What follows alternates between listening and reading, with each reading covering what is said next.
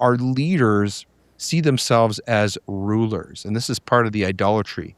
What our leaders used to have, at least generally speaking, is an idea that they were a servant leader, that it would be a horrific mistake to bring one of the worst things that the Canadian government ever did, which is to segregate and create essentially a Canadian form of apartheid. That's what we have in this country. Now, this gets sold to Indians as some sort of entitlement. But why should they have a special status? Why should they have a special say in the future of Alberta?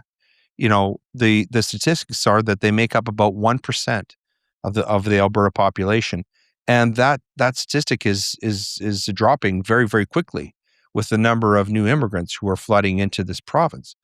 If we leave the current state of Canada to form a new Alberta, but we don't form a good society, we would have done nothing. In fact, we might have done something evil.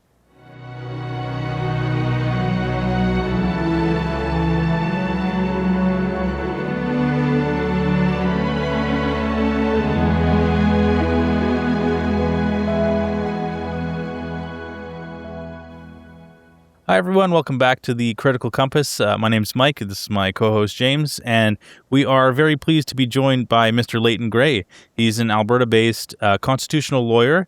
He's the host of the Grey Matter podcast and the author of Lies, Laws, and Liberties. Mr. Leighton Grey, thank you for joining us, sir. Oh, it's my pleasure. I'm looking forward to our conversation. We've been looking forward to this for a while, and we had the opportunity to record your speech at the Fundamental Truths event in Red Deer just about 2 months ago. And you touched on a lot of great stuff, and that event wasn't particularly focused on the issue of Alberta independence, but that sort of is the topic of the day here in this province, and we've discussed that a lot on this show. Obviously, you're going to have a very important perspective on that as an Indigenous Albertan. What has as this movement has sort of grown over the past few months, and the conversation has become very contentious, what has your experience in this issue sort of looked like? Well, that's a great question, and I kind of have to start at the beginning, which was about 4 years ago, because I was kind of brought into the ground floor of the Alberta Prosperity Project when Dr. Modry started it, and Jeff Rath was there. So was Chris Scott. And back in those days, to much smaller crowds, we traveled all over Alberta talking about Alberta independence. This is around the time when Jason Kenney was moved out, and Danielle Smith was becoming our new premier, and there was very high hopes about things. But at that time, Alberta Prosperity Project had a different focus, and this is my way of answering your question. The reason why I'm not part of Alberta Prosperity Project anymore, at least not a part of their events, is because the message that we were sending to people back in those days is that we needed to restore a good society, and that the people like myself and Tanner Naday and Dr. Modry and others, the message that we were putting out was primarily a Christian one, saying that, look, if we're going to have an effective rule of law in our country, we've got to put God at the head of the state, because the rule of law is a biblical principle, and it's based upon the idea that there is a power, there is someone we're answerable to above ourselves, and when we don't have that, we fall into idolatry and all the abuses of statism that we're living through right now. And so we're sort of living through Albert Nock's 1935 classic, "Our Enemy the State." That's what we're living through in Canada and Alberta. And Alberta Prosperity Project was kind of a recipe, an idea to emerge out of that, and the concept of the referendum through the Clarity Act was the practical method that was being put forth. What I lament, although I admire the people and I respect the people who are at the forefront of Alberta prosperity right now, what I lament is that the arguments that we were making, I shouldn't say arguments, more justifications, which were essentially cultural and religious, and primarily Judeo-Christian, in terms of restoring Canada as a traditional liberal democracy. Remembering that our national anthem was originally a Catholic prayer in French, but now what it's being phrased as primarily is in economic terms. And my criticism of the leadership in doing that, I understand why they're doing it. They want to cast a very broad tent, and so they want to have a more of a secular message. The problem is that although those economic arguments are strong, when you start talking about, the pension plan and equalization and building pipelines and all of that, although that stuff is persuasive, it doesn't really move the needle.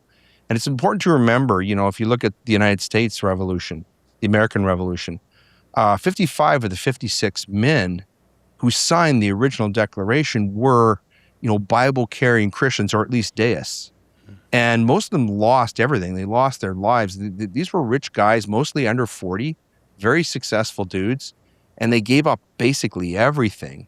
They didn't do that because, because of, no taxation without representation. They did that because primarily they had this Christian ethic, and they wanted to form a society that was based upon the recipe in the Old Testament for a proper state, which is essentially limited government and people and communities and families taking primary social responsibility for what goes on in society. And when things have gone well in countries like the United States and Canada and Great Britain, that's what our government has looked like. Because as the government grows, we know the individual shrinks. And that's the real problem. That's the tension that's going on right now with globalism and the destruction of individual rights and freedoms. So in a broad sense, I'm very much in favor of Alberta independence. However, and this is kind of my final, summing up point, if we leave the current state of Canada to form a new Alberta, but we don't form a good society, we would have done nothing. In fact, we might have done something evil, because some of the richest societies in history have been the most evil. Take the Roman Empire, for example. And so I think if we're going to form a new state of Alberta, what I want to see is a state that is that governs according to some clear vision of the good. And from history, we have a pretty good idea of what that is. And I happen to think that we have this the highest selling book of all time with 66 different chapters or books that tells us how to do that. So I don't think there's any mystery about how to have a good state. But my only concern about the Alberta independence movement right now is it looks more like an economic movement than a cultural and social and spiritual one. And I think it has to be. When you're talking about something as fundamental as independence, as breaking up a country, I think it has to be based upon something deeper than just sort of economic and political arguments. At least that's my view. Is there maybe a practical, not limit, but we've seen societies become like a lot of the Western societies become less religious over time. Yeah. Is that a harder sell? If it's too much focused on religion, is that a harder to sell to those who have maybe stepped away from religion? Where if in a sense, can you still have some grounding principles that unify people together? Maybe we have a shared origin story as we come together as Albertans to take a stand. And I'm wondering if this is a way for maybe some more people to find God through this movement, but at the same time, looking at it from these very practical concerns, because that convinces a lot of people is the economic and the practical side of things. Right. I understand why you'd want to, because those arguments touch most people, don't they? And so I do get that. To be clear, I'm not advocating for a Christian theocracy. Yep. I don't want to have a pope or an ayatollah at the head of our state. I think that we have the recipe. Canada was a pretty good country for a really long time. In fact, you could make a very persuasive argument that until very recently, we were governed much better than the Americans were by their leaders, by most metrics. But the idea of Canada, let's say, was based broadly upon a liberal democracy, parliamentary democracy that was underpinned by let's face it, Judeo-Christian principles that were broadly accepted. And what I would say is that, for example, I think it was Richard Dawkins recently talked about something called cultural Christianity. Did you hear about this? He was Mhm. interviewed, and Yeah. what he said was and he's a renowned atheist, right? But what he said is, look, I'd rather live in a society that it's based upon that has a Judeo-Christian foundation than any other one, because that's the only society in which my views are going to be tolerated.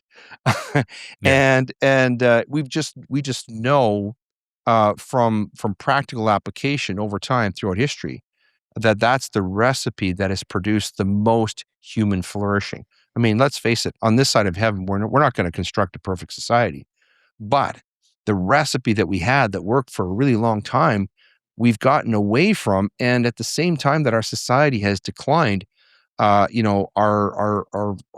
sort of grounding in Judeo-Christian morality has declined at the same time. And I don't think that that's coincidental. I think that's causal. I think there's a nexus there because remember, Canada is based upon the idea of having a good society.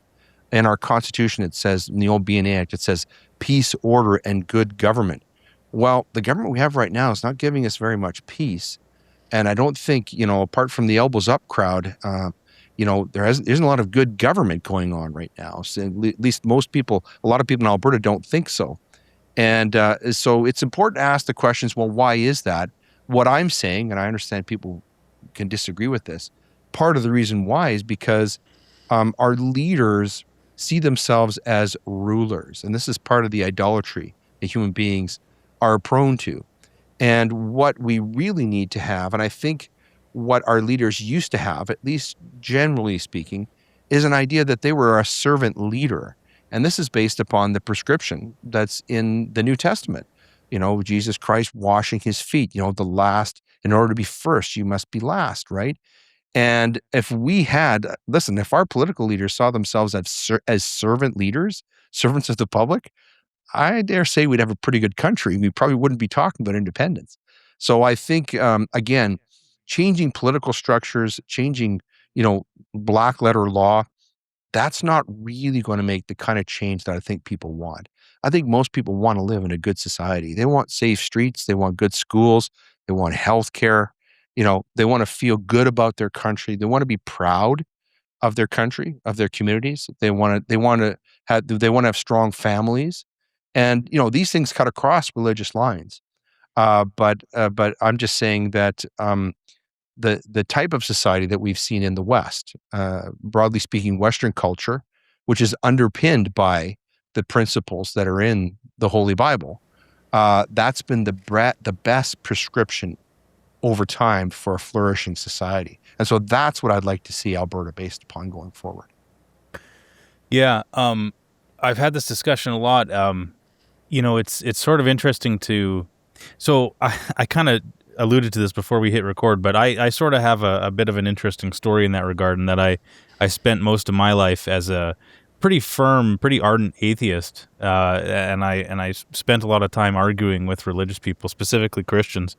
I have a degree in philosophy with a concentration in Western religion and in ethics, but as an atheist, and it's only been in the last couple of years that I actually did a complete 180. And Really?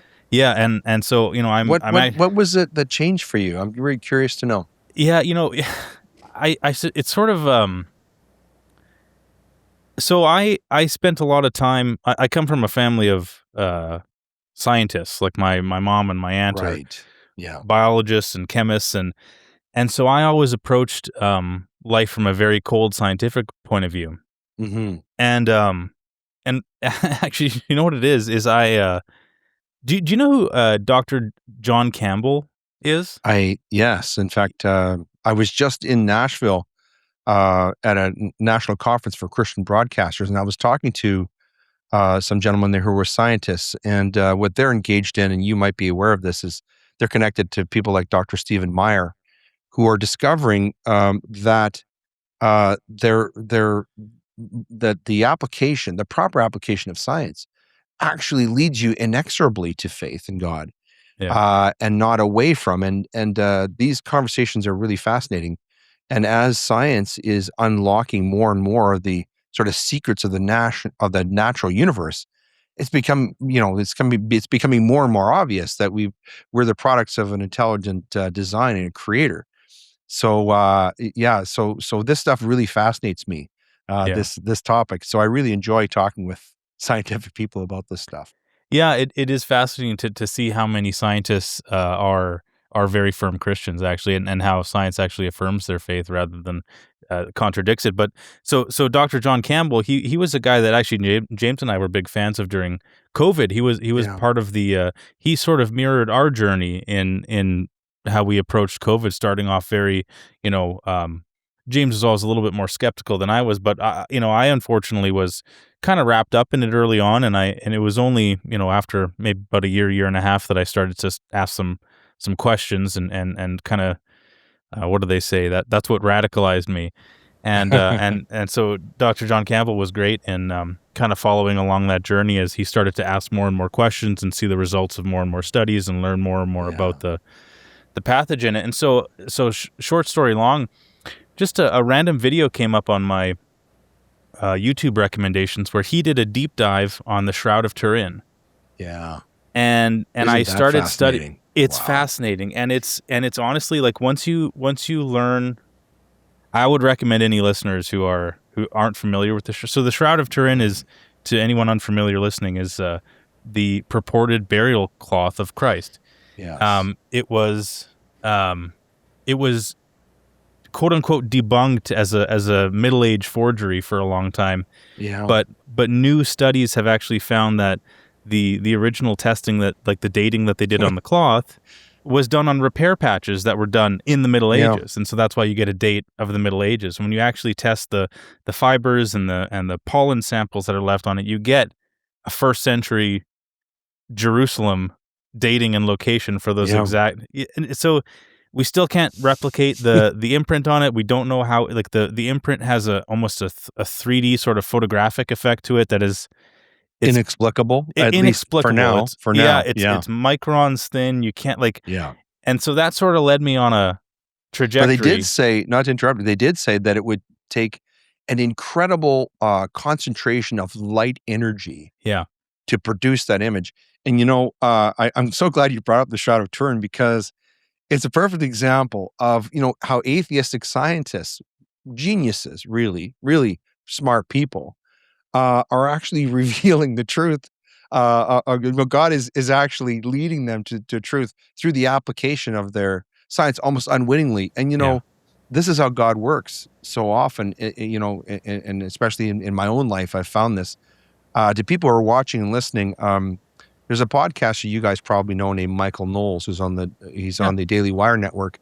He did a really wonderful deep dive on this, about a 2.5 hour talk, where he had an expert on there. I can't recall his name offhand, that went into a lot of detail about this. And I dare say, if people are skeptics about the Shroud of Turin, boy, they've got to check this stuff out, because that's a great example you bring up of how scientists are just using modern techniques, revolutionary scientific techniques, that are revealing the secrets of the natural universe, which is exactly the way people like Newton and Sir Francis Bacon saw science, isn't it? Yeah, right. Yeah, and people don't realize that most of Newton, for example, most of his writings were religious texts and were not scientific writings. Yeah.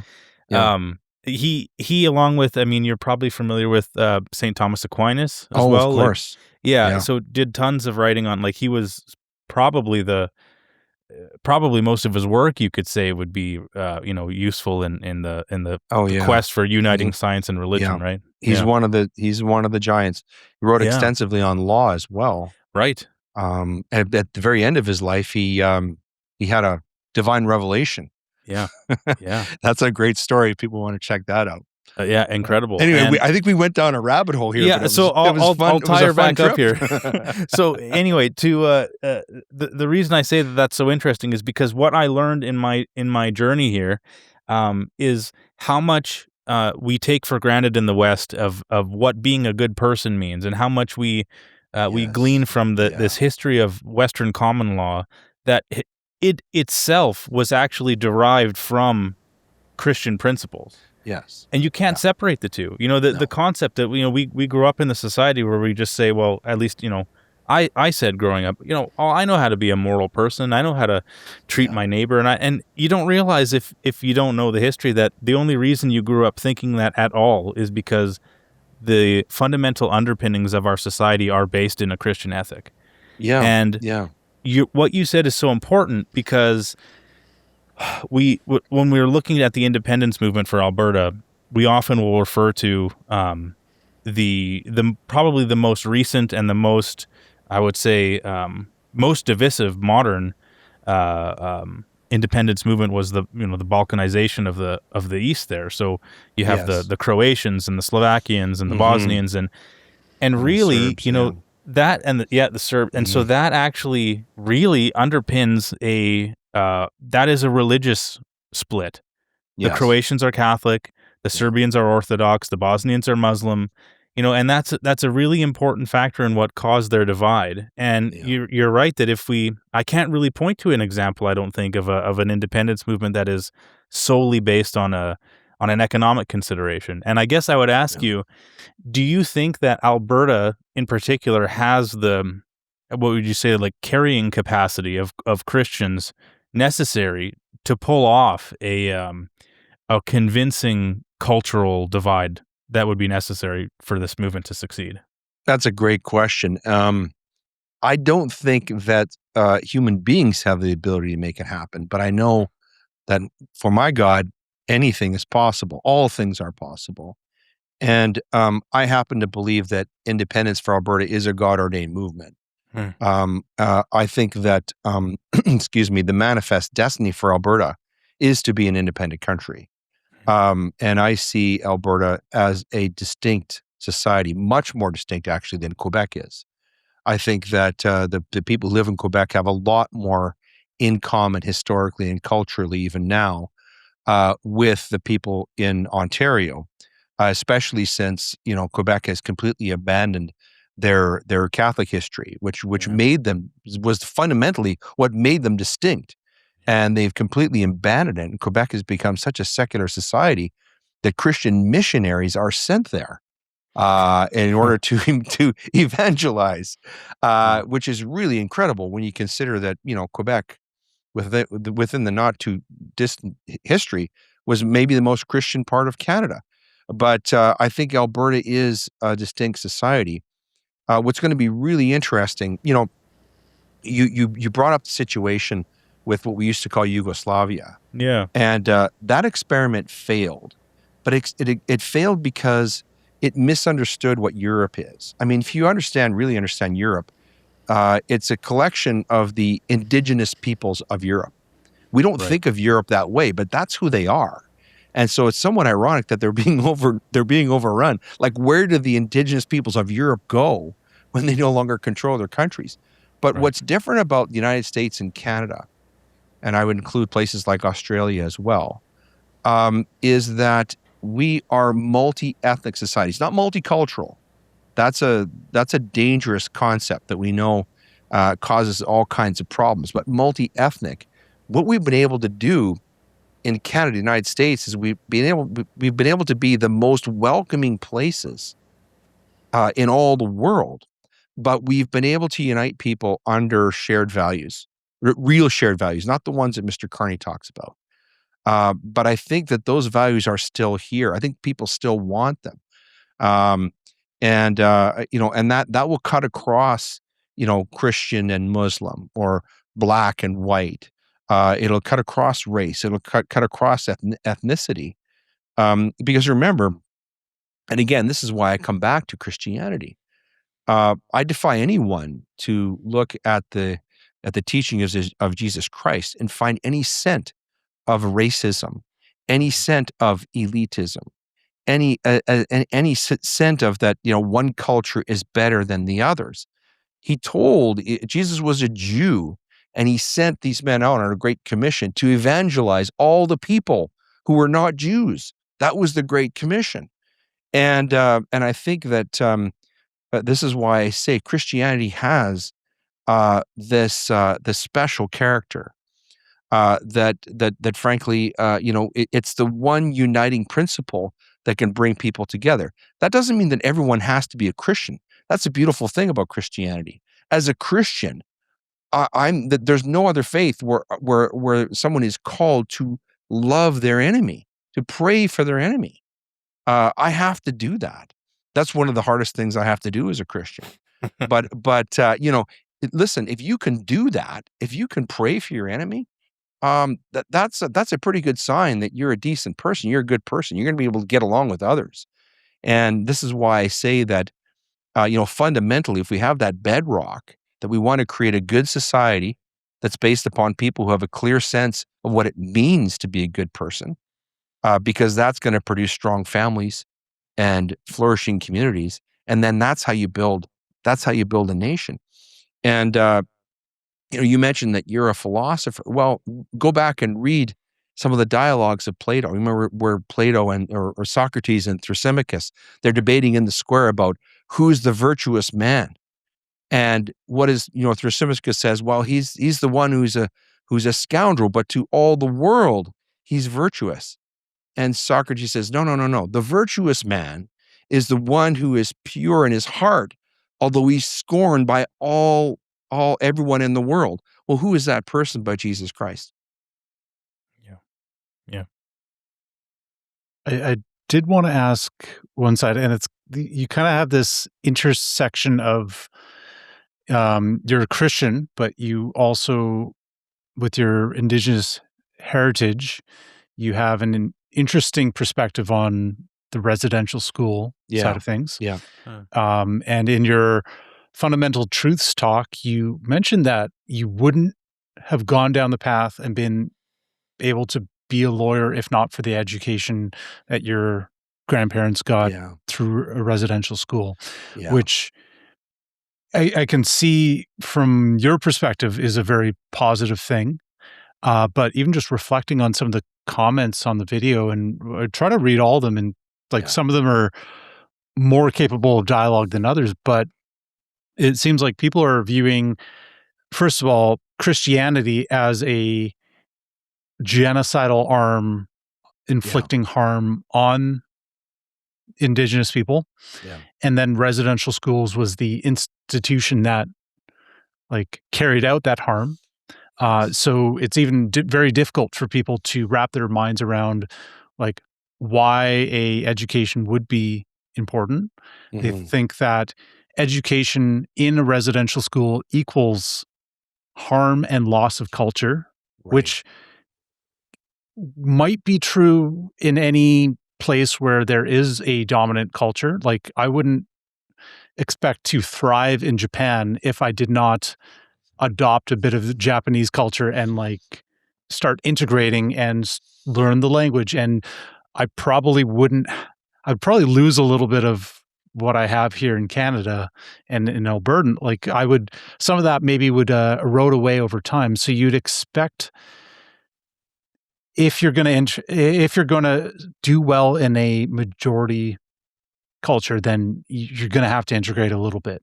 Right. So my question to you is that how do you communicate this experience, and how do you square these circles where you have a lot of people that still have, there's still a lot of potential trauma, a lot of anger, a lot of hard feelings, and it's hard for them to see even different experiences on that. How do you communicate with these people? Well, it's definitely a challenge, but the real problem is that the people who say those things have been deeply propagandized by our government, and this is sort of what I talked about in my speech there.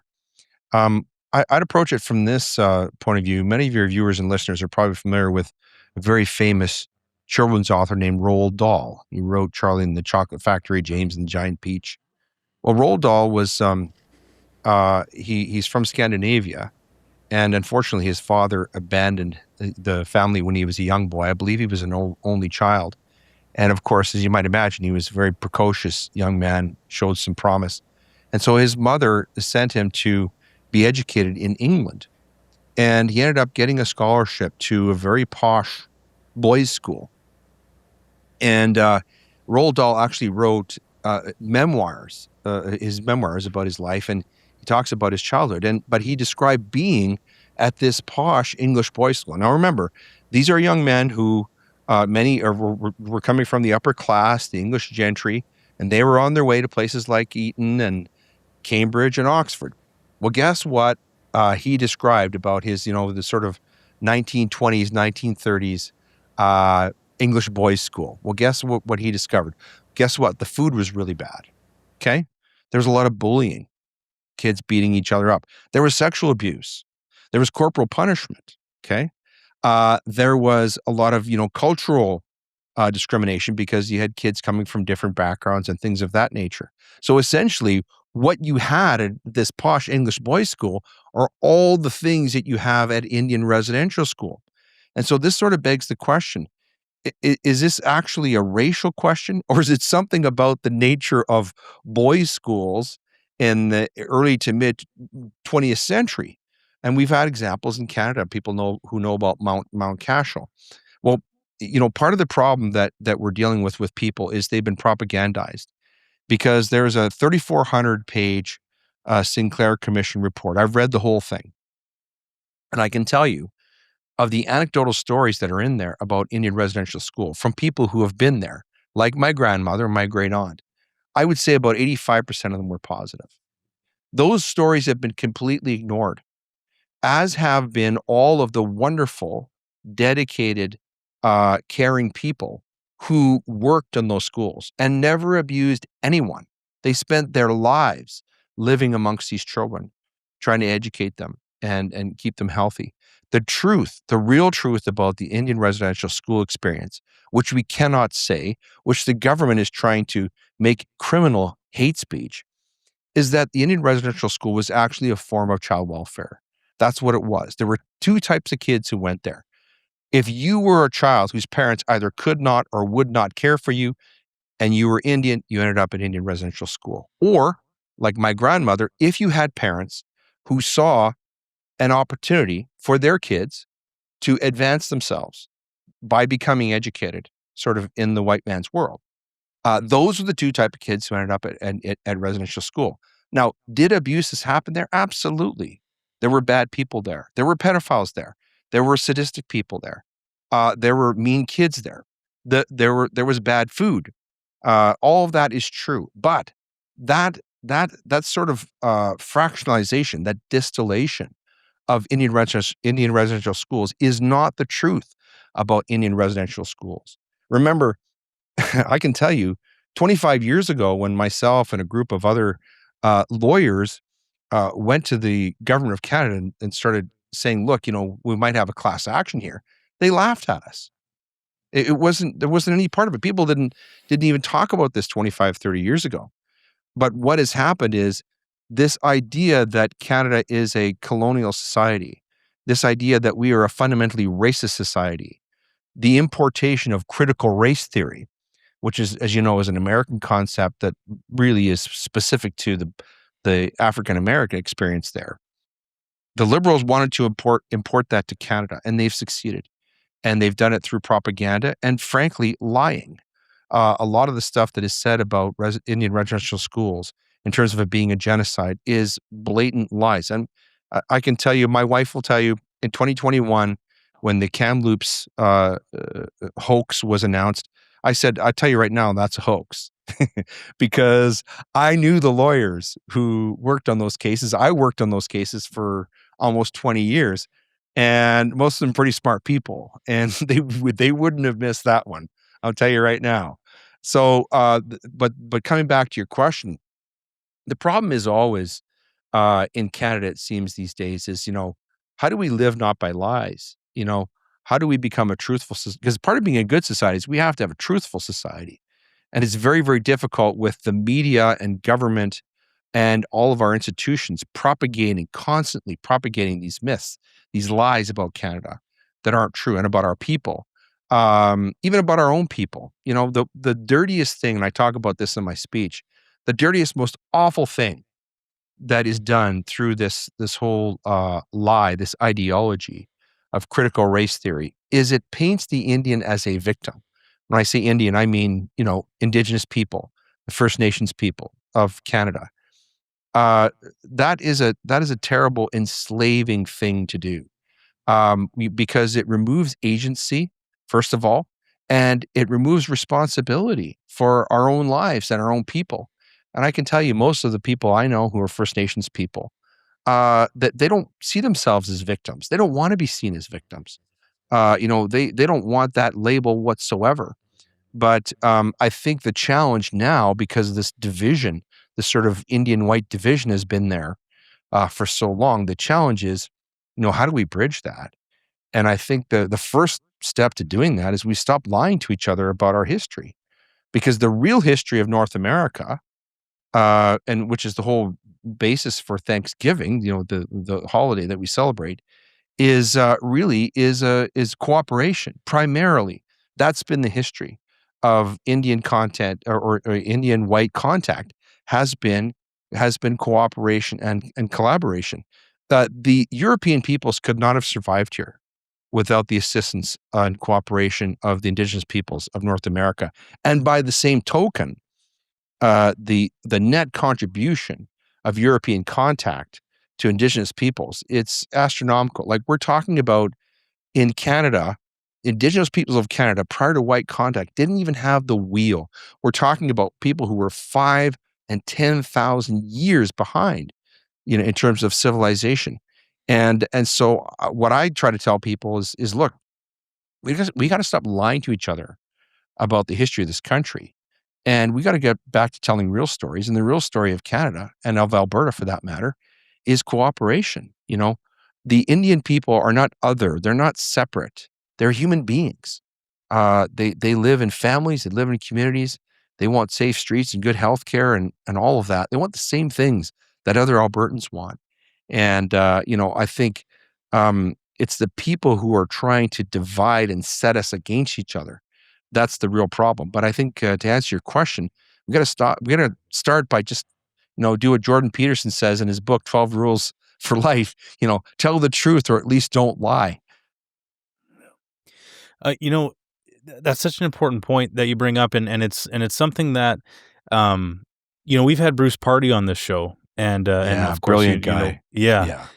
and one of his fundamental contentions is that he fears that an independent Alberta, sort of like you said earlier, would repeat some of the same Yeah. issues that plague Canada as a whole right now. And one of those issues that he sees is the continued enshrinement of these othering laws, Yeah. where Yeah. that set the Indigenous apart from the white man, if you will. Yeah. Yeah. Do you have a firm opinion on that either way? Like, when I do. let's put ourselves in, let's say that we have a successful referendum for independence in October. Mhm. We're working out the terms of the peaceful divorce, as it were. Yeah. Yeah. And what would you ideally like to see happen? Would you like to see the treaties essentially switch administration from a federal to a provincial? Would you like to see them abolished entirely? Would you like to see them rewritten? Like, what, in your ideal world, what happens with the existing agreements that we have with the Indigenous bands right now? Well, firstly, I agree with Bruce that it would be a horrific mistake to bring one of the worst things that the Canadian government ever did, which is to segregate and create essentially a Canadian form of apartheid. That's what we have in this country. Now, this gets sold to Indians as some sort of entitlement, as some sort of special status. But if you gentlemen go to most First Nations communities in this country, it looks like the third world. So, Yeah. on every metric, in terms of education, healthcare, longevity, strength of families, number of alcoholism, drug abuse, number of prostitution, child trafficking, our prison populations, Indigenous peoples are losing on every single metric. They're at the very, very bottom. So this special status of Indians is not working out very well for them, is it? There seems to be a more subtle agenda In fact, that might be the real genocide that's facing Indian people. I happen to think so. And so coming back to your point about Bruce Party, who I respect very much, he's quite right. What an opportunity a renovated Alberta presents. We have this clean slate. We have the ability to refashion a society, to take the best parts of Canada, the best parts of the way Alberta is right now, and we have the opportunity also to delete the parts that we don't like, that aren't working very well. And, Alberta is a great example of what I'm talking about, because if you compare the treatment of the Métis peoples of Alberta, okay, versus how First Nations people are treated by Canada, wow, there's a quantum difference there. The Métis peoples of Alberta and Manitoba is another fine example. They're actually exercising true self-governance in a cooperative fashion. Now, I'm not saying that everything is Shangri-La in Métis communities, but it's a much better model to work with. And I think the Métis peoples of Alberta, and I say this to Indigenous peoples in Alberta as well, to First Nations peoples, Métis people are getting treated a lot better by you than they are by Canada. But I think we have to renovate this. A lot of people don't understand what's going on in First Nations communities. These are centers for crime, for drug production, drug trafficking, human trafficking, and money laundering. There's a reason why it's considered racist, why the Auditor General can't audit the way money is spent on an Indian reserve.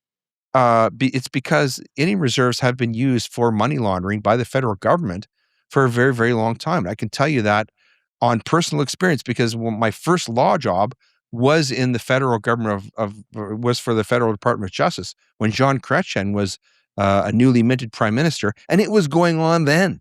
I could tell you stories you would not believe. We have to get rid of this reserve system altogether.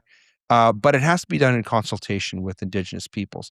But it's important for people who are listening to this or watching this to understand that the people who are out front, for example, the chief of Sturgeon Lake, who's suing the government of Alberta because we're going to have a referendum, those people don't accurately represent the feelings and the sentiments of Indigenous peoples in Alberta.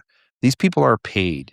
They're paid well by NGOs. And so they're the spokespeople. They're the people we hear. They're the barking dogs, but they're not really the voice of Indigenous peoples. But unfortunately, they do a pretty good job of giving the false impression to non-Indigenous people what Indigenous people are already thinking. But when you go to communities and you actually talk to First Nations peoples, it becomes clear to you very, very quickly that they're just like you and me. They want all the same things everybody else wants. And, this sort of historical cultural identity is something that the importance of it is very much inflated. It doesn't put food on your table. It doesn't give you a decent job. It doesn't give you a decent education. It doesn't really do much to take care of your health. These are all things that everybody in Alberta, and I believe most people in Canada, want. They're being denied to the Indian in this country and have been for a long time, but not by the racist white population. It's not whitey that's doing it. It's that government in Ottawa that's been doing it since long before 1867. Yeah. So there's another interesting comment / criticism on your talk saying that these ideas should be unpacked in a moderated debate with chiefs. And this is obviously coming from somebody who puts a lot of authority into the people that you just described, the ones that are benefiting from this current system. Yeah. So let's say Alberta in October, there's there's a majority support for independence, and we have a constitutional convention. What would good, effective consultation with Indigenous people look like in this? Because you're making it sound like, and I think we could predict that the chiefs would maybe they would act in the self-interests of the chiefs more than the people under it. the people that they're supposed to be representing. So how do we get proper representation from the people that are affected the most on the reservations? How do we get like how do you get the message out? How do you get them understanding the situation that they're in? And then how do they get a stronger voice in that process? Let it be this constitutional convention. Well, I think that this begs the question, and I think this is the question that Bruce Party is asking, and that is why should, and this is an important question we have to ask, why should First Nations, and believe me, First Nations, I think is a bad term. I'm not sure how we came up with that, but why should they have a special status? Why should they have a special say in the future of Alberta? The statistics are that they make up about 1% of the Alberta population, and that statistic is dropping very, very quickly with the number of new immigrants who are flooding into this province. So ask yourself this question. Well, let's say the 1% richest people in Alberta wanted to have a sit down and have a special to talk about their special status in a new Alberta. What do you think the public reaction would be? So my question is, let's go back to first principles. Why should the people who call themselves First Nations, who live on reserves, or for that matter, live off reserve, why should they have a special status in Alberta? Why should they be given special treatment? What is their argument? What is the basis for that? That they were here before European contact? That to me is importing a whole ideology that I don't happen to agree with. And if you want to see where that goes, go talk to the people in Vancouver. The federal government just gave away large parts of Vancouver. That's where that goes. And that's the real danger that these people have to understand. And this idea, there's got to be some give and take here.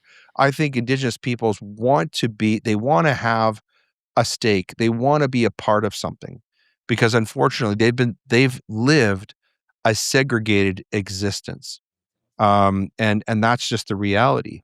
They want to be part of Alberta independence. So I think that's how you bring them in. But this otherness of the Indian is hurting them, and it hurts the rest of us too, because if we continue to talk in these terms and to see things in this way, we're only going to continue to repeat all the errors of the past. All the things that there are worse things happening right now, much worse things happening in First Nations communities than Indian residential schools, that make Indian residential schools experience look like absolute child's play. I'm talking about child trafficking. I'm talking about prostitution. I'm talking about gangs, Indian gangs running what's going on reserves. I'm talking about NGOs controlling, chiefs and councils. Chiefs, Alberta Indian chiefs getting $1 million a year, while the people living on reserves don't even have running water. They don't even have a school, let alone proper medical care in their communities. Why would we perpetuate that? What is the argument? I think the onus has to be put on these people who claim to be leaders of Indigenous communities to justify their special status, because their special status to date has looked like they're running fiefdoms in third world countries, and where they've been successful, and there are success stories where they have been successful. It's through cooperation and collaboration with the quote unquote white world, through operation of casinos, through resource development, through development, through job creation, through educational programs. That's the language that I think we've got to speak to Indigenous peoples. But I think we've got to put the onus on them to justify why a new Alberta, would perpetuate such an awful system. Yeah, and sort of double dip, Mike, with these questions, but when I mentioned a seat at the Constitutional Convention, that wasn't assuming a special status, Right. but that's more maybe it's reflecting on the point where if you have people in a segregated society, to radically desegregate runs the risk of, well, people are scared of the outcome. They're scared of Yes. uncertainty. Yeah. And anytime you have massive changes, there is a risk of people being worse off through that destabilization, through that shift. So I think Yeah. part of that discussion would have to be some kind of assurance that you wouldn't shake things up so quickly, so violently that you would like make all these problems that you've described on the reservations even worse, because the status quo is the status quo and there's some stability even in a broken system. So there would have to be a transitional path and a positive vision like forward through that as well. Yeah. And then special status, that's a different conversation too. Right. Like where people would end up after addressing some of these issues. Yeah. Oh, you raise an important point, and I don't want people to think that I've got all the answers, or that the answers to these questions are easy ones. And so you raise an important point. Yeah, I mean, we don't know what this is going to look like going forward, but what I'm saying is, my point is, we have a pretty good idea of what doesn't work, and what doesn't work is the current situation. There's got to be a better way to do it, and having uh, Indigenous peoples involved in constitutional consultations and a constitutional convention absolutely has to happen, because they're going to be Albertans. If Alberta independence is going to happen, they're going to be Albertans. But part of the problem is most First Nations peoples don't see themselves as Canadians. Mm-hmm. That's a big problem. They're really missing out, because people are coming here from all over the world because they want to be Canadians. Being Canadian used to be a pretty cool thing. And the Indian has lost out on that almost entirely, except for the ones who have resisted the temptation to see themselves as victims, and who have instead decided that they were going to embrace their own vision for their lives and their families. And we have a lot of success stories like that in Alberta. People like Dale Swampy, an incredible Albertan, really amazing guy. You should have him on your show, because he can tell you, he's lived on both sides of it, trying to get pipelines built, trying to get resource development and extraction on First Nations communities, that's going to help them and create jobs. And guess what? He can't do it. Every single government over the past 30 years in Ottawa has said no to him. They don't want to develop these resources. They don't want to raise the situation of the Indian in this country. That's the reality that folks have to accept. And I'm hopeful that if we do achieve independence in Alberta, that we will have a good government that will not behave in that way, that will treat the Indigenous peoples of Alberta with dignity and respect, and want to raise them up, raise their standard of living. Because what we have in our country right now, I think we can all agree, is really deplorable. It's a shame. It's a blight on our country. That's the one truth about all of this.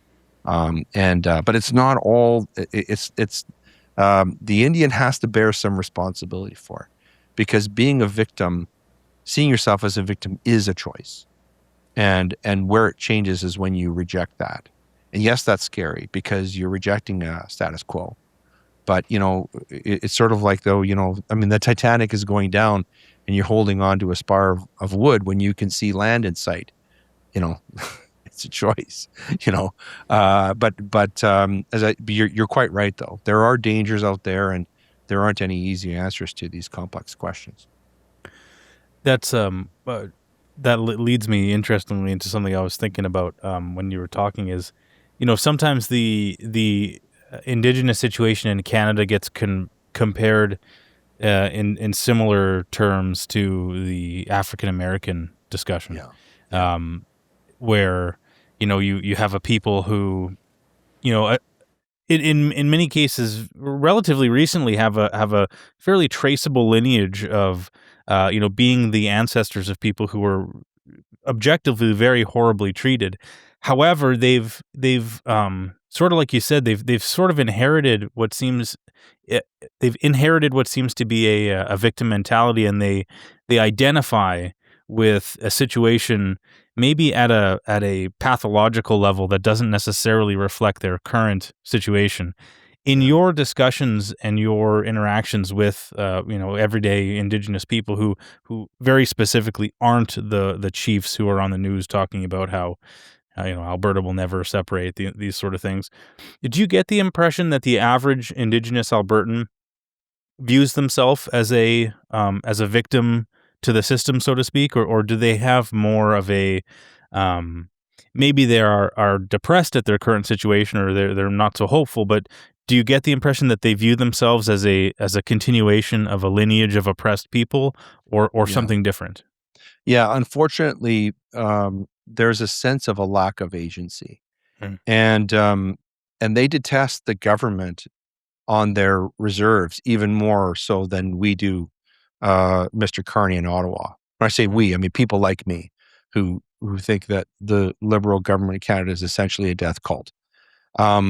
Try to imagine what that would be like for someone living in a First Nations community, and just because someone is elected chief, they're fabulously wealthy. That's the opposite of the type of leadership that they deserve. But having said that, there's a sense of despondency, a lack of agency, of hopelessness, and that leads to a whole panoply of social ills that we've talked about. But you raise a good point. This comparison between um, the situation of First Nations peoples in Canada and the African American experience in the United States. And the only reason it doesn't really fit, but the only reason why it seems to fit now is because what has been done to Black people in the United States over the last 60 years through the Great Society. And people like Dr. Thomas Sowell have written really authoritative books on this, Genius. is that they've systematically destroyed the agency of Black people, uh, destroyed Black families. If you go back to the 1940s and 1950s, and you look at the metrics on African American families, they had lower rates of divorce. They were very successful in industries like construction, for example. Obviously, entertainment. Um, there were people they had their own colleges, going to universities.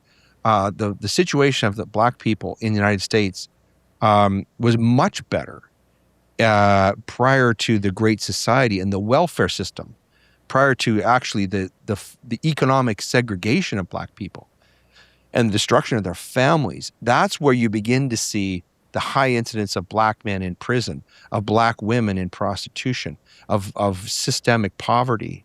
It has nothing to do with slavery. That slavery, that's an old problem that was solved. Well, if you look at the metrics well into the 20th century. But it's interesting to see. It's almost like, Lyndon Johnson was looking at what the governor of Canada did to the Indian and said, "Wow, gee, that's pretty good. Maybe that'll work here because I want to destroy I want to destroy the situation of the Black man in America."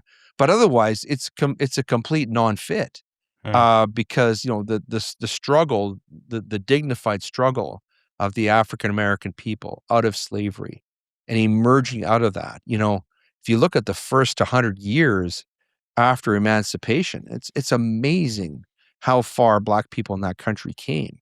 And then if you look at the last 60 years, it's almost by and large, they've slid so far backwards, with some obvious exceptions, like the one I mentioned, the Dr. Sowell, who might be the greatest living public intellectual, and has a very unique perspective because he grew up in Harlem, and I believe he's 90. He's well into his 90s now, so he's lived through all of this. Went to Harvard, University of Chicago, And so he speaks very authoritatively about how, government has just destroyed his, the situation of Black people in that country. And so again, more government seems to be a very bad thing, whether it's the Indian in Canada or the Black person in America. More government seems to be a very, very bad thing. And I think that's also true for the rest of us. I think, we need less government, more individual responsibility, more faith. I think we need to do things as communities, whether it's through churches or community groups, the Boy Scouts, Girl Guides, whatever, volunteer fire departments. We were much better communities when we were doing things for ourselves, because when we do things for ourselves, we put our heart into them in a way that the government and the state never will. And the state never does any of these jobs as well as we could do for ourselves. Our government's doing a lot less and people doing for ourselves, including things like building homes. I think if you look at the history of government housing, that's a very, very sad story. It's the last thing we want any government doing in this country or in any country, because we've seen what that looks like. So I think in a new Alberta, I think what I'd like to see is limited government, stronger families, more connected communities, because I think that's the recipe for human flourishing that was proven to be successful, not only in this country but also in the United States. Yeah, and there's no greater harm that you could do to somebody than to teach them that they're a victim, and to Yeah. teach them that the only solution is to receive help from somebody else and not do it themselves. Isn't that And true? Yeah. this is the recipe on how you make a useless child dependent on somebody else to do something for them. Is anytime they try something difficult, you say, no, you don't try that, don't do that, I'll do it for you. Or you stop any of that exploration. You stop, you tell them that challenges must be met with external help. Yeah. They're losing the agency to be creative, like to take responsibility for their actions. They're also learning that they don't have internal control for their destiny. Yeah. You are externalizing it. And essentially this victim mindset, once you instill it, it is a dependency mindset. It is just justifying the government, somebody to save you. So you've created the problem Right. that only government can fix. Yeah. So, and it doesn't matter what group you're in, because the victim mind virus can instill itself on anybody. And this is like the least racist way of thinking about it, is that everybody can adopt a victim mindset. The great thing about intersectionalism is you can find a way to be oppressed. You Yeah, can, you sure can. there's always a way that you can get your special card. Sure. Yeah. And so, yeah, the path forward is to have a shared positive vision of the future, Yeah. to adopt that personal responsibility, to tell people that they are capable. Mm-hmm. And I think we're seeing that through independence, is that it's grassroots based. Yeah. You're spending there's a lot of people spending many, many hours and all this hard work. And you look at, It's wonderful, isn't it, to see? yeah. It's Yeah. something that is inspiring on its own. Yeah. And I think it'll continue to inspire. Yeah, I totally agree with you. And I also think that in terms of, broadly speaking, in terms of the values that we would base our society on, I think we can agree on them by and large. Obviously, we have to leave room for differences, right? Because those make us better. The one thing we've learned in North America is that multi-ethnic societies really do work. Multi-ethnic ones, where we take the best from different types of cultures, and sort of blend them together. That's been shown to work very, very well. And I think you could make a very strong argument for saying that the success of countries like Canada and the United States could not have been achieved without them being multi-ethnic societies. All of us appreciate different cultures, or we should, and respect them. That doesn't mean all cultures are equal. That's multiculturalism.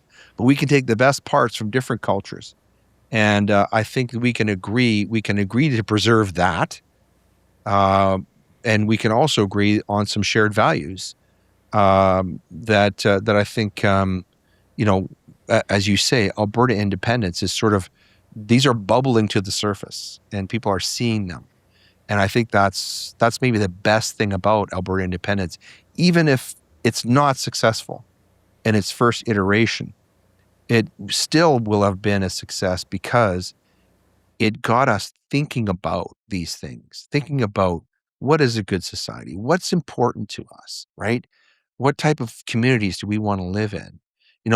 What things will we accept? What things are totally objectionable? And I think maybe the greatest thing that Alberta independence movement is doing is getting people thinking and talking about these things. Because for a long time, let's face it, maybe we took these things for granted. And when you take things for granted, you tend to lose them, don't you? Is that not the ultimate expression of agency, though? Yeah. Like Albertans getting together saying that we can do this thing, and Yeah. we want to take it under our own wing. Yeah. It's a great way of putting it. Yeah, I quite agree with you.